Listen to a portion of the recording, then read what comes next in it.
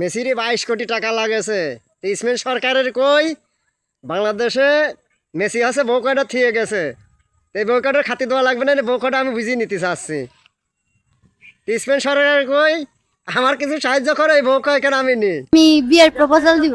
আচ্ছা মেসির তো বউ আছে, তারপরে বিয়ে করবা? মেসি 10টা বিয়ে করলে আমি তাকে বিয়ে করব। খেলা হবে খেলা হবে, রাত্রি হেভি খেলা হয়েছে। তাহাই বলে কাম হয় না, তাহা ভেয়া তাথায় থায় শুয়ে পড়ে। তাহা 2-1 টাকা নাই, 22 কোটি টাকা এটা সামলাতে পারে।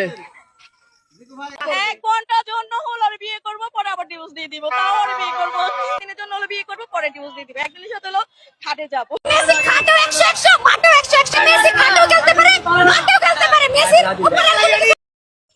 মেসি হারিয়ে গেছে, মেসির বউ সাল ফল বাংলাদেশে থেকে গেছে। আমি সাল ফলের দায়িত্ব নেব না, নে বউ কয়টা আমি নিয়ে নেব, তার কারণে প্লেন ভাড়া করে চলে গেছে।